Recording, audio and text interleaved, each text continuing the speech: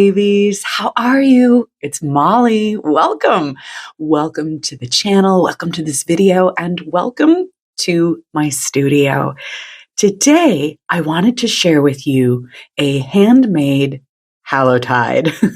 We're going to be decorating and preparing for the Hallowtide season with free and foraged decor. We're going to talk about entertaining as a magical practice and how you can incorporate more of your own hand in your celebrations. So let's jump right into it. The first project we're going to embark on is creating a murder of crows.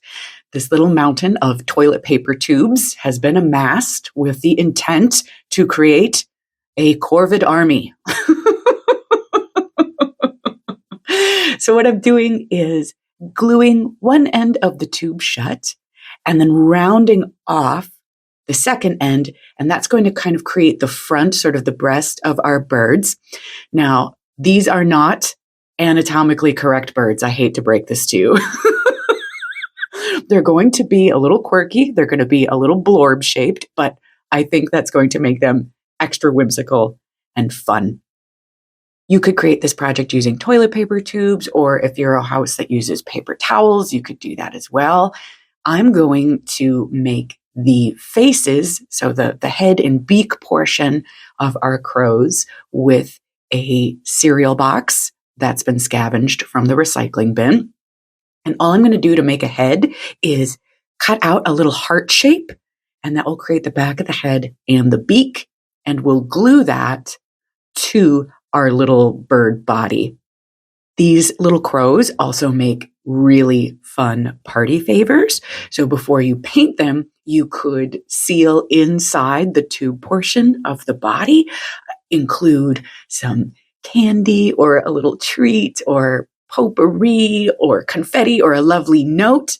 That could be a fun way to incorporate these crows into your Hallowtide decor as well.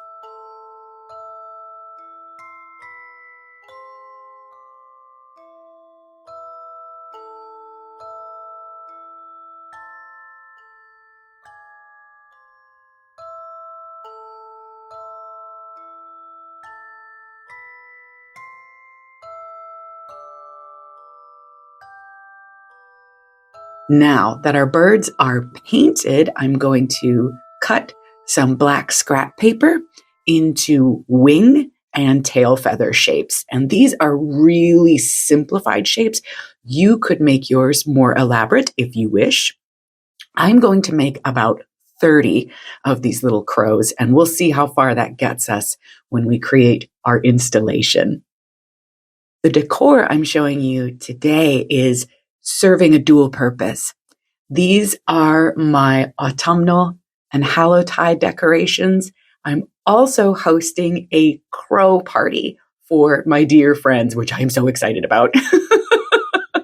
All the guests have been asked to wear their best black and bring a trinket to trade, and we're going to crown some crow royalty. I cannot wait. So our crows have wings and tail feathers. Here I'm inserting a pipe cleaner that I've cut into 4 equal pieces. 2 of the pieces are the legs, and the other 2 will create these long toes. So we have some bird feet, and that's going to allow me to attach the crows to all of the surfaces in the house. You know, why buy it when you can do it the hard way?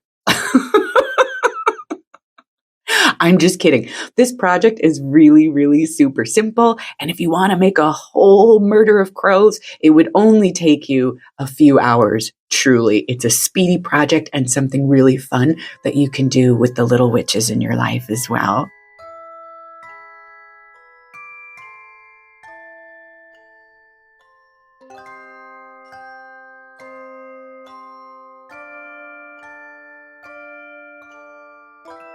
So our murder of crows is complete, and now it's time for us to go out and forage the remainder of our decorations.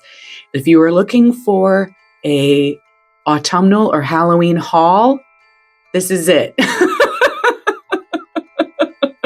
I'm out with my mom on a wooded bike path and highway overpass that's near my home that I like to go and forage a majority of the plants that I use in my craft, as well as plants that I use to decorate and enchant my home. Here I'm clipping some teasel.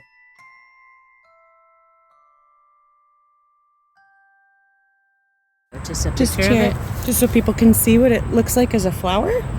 If you've ever seen them blooming, they have all these little tiny flowers in them. Cute! Teasel grows crazy here, and it's a very magical plant, excellent for protection work. I'm stuck.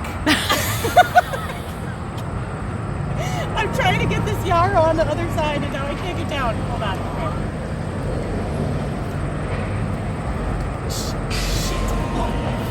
Please don't actually hurt yourself. I'm not trying to. I just can't. Aha! Okay. All right.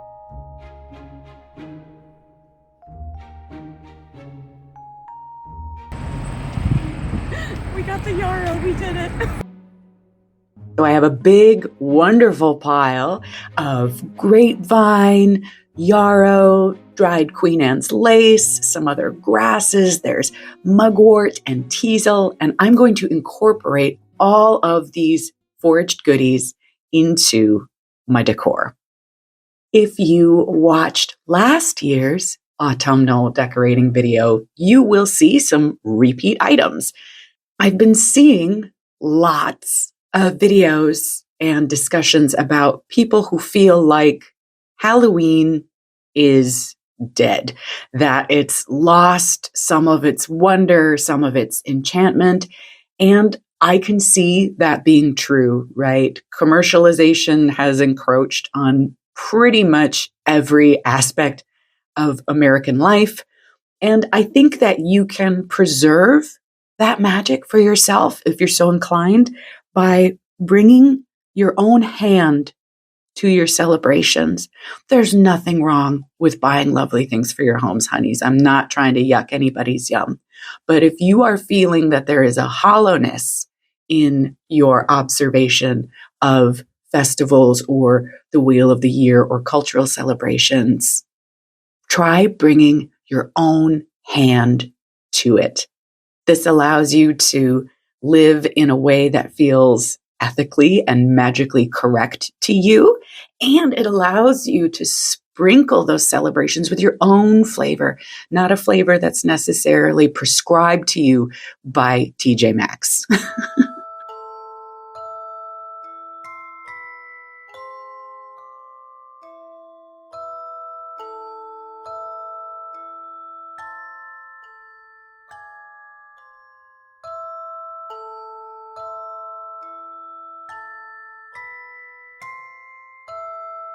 I mentioned earlier in the video that this is partially prep for a party that I'm hosting in the near future.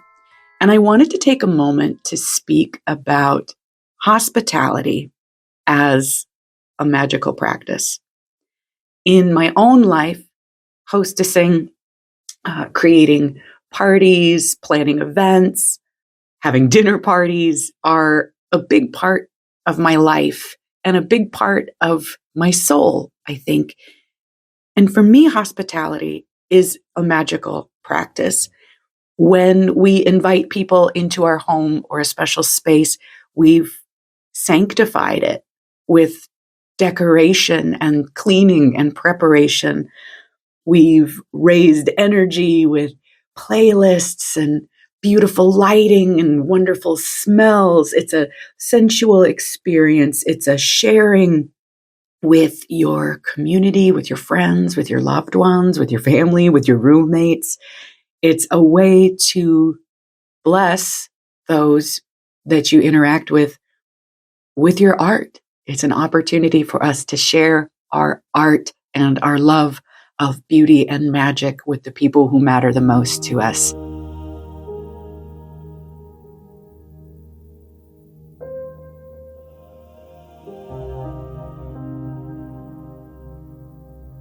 So we're in the dining room and I'm creating a tree-like structure to house some of our crows. It's going to be kind of the focal point of the design.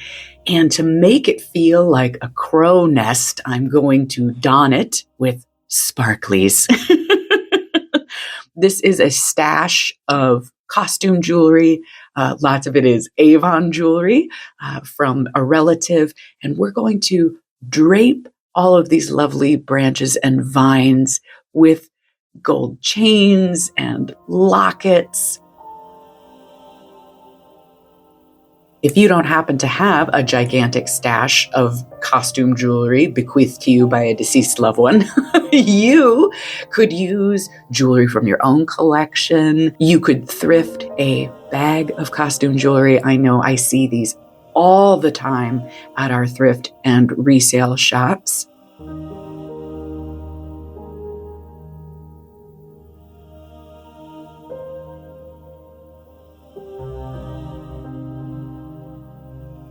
And now it's time to start bringing our crows to roost. We're going to attach them to the tree we've created, the vines over the mirror, and up the wall. I made about 30 of these little guys, but once they were dispersed around the house, I felt like I needed to make some more.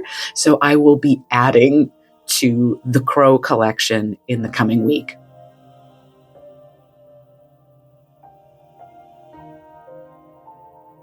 And now that we have all of the structure prepared, I'm going in with all of those lovely dry floral and branch bits that we harvested from outside, and I'm going to incorporate them into some of the false floral that I have around the house to bring some texture and a little bit of that witchy flavor. And this really ended up being the frosting on the cake. All of these lovely little lines and bits of texture around the house.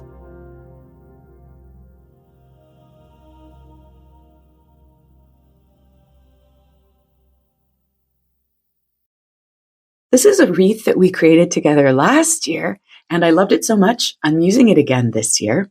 And I'm going to incorporate some bits of dried tansy into this wreath for a protective element. I also really love the button shape and color of this dried tansy. And this broom lives near the front door, and I'm going to tuck in a few beautiful, delicate stalks of mugwort that I collected from my favorite wayside location. So we finished decorating, and now I'll take you on a little tour of the cottage.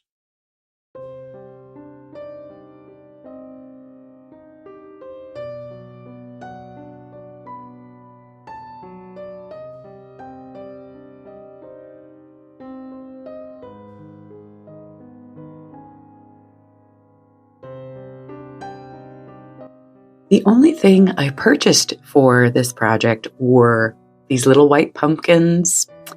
My friends and I have a tradition of going to the pumpkin farm together, and it's a beautiful local farm stand where they actually grow all their own pumpkins and gourds, and it's such a beautiful afternoon to go and soak in all the colors and textures and smells of all of the beautiful bounty.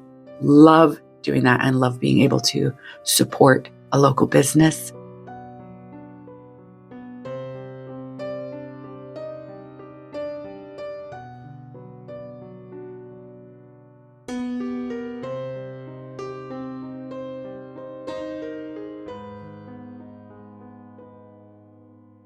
I kind of love all of these trinkets hanging around all over the house. I think I might just keep it this way forever.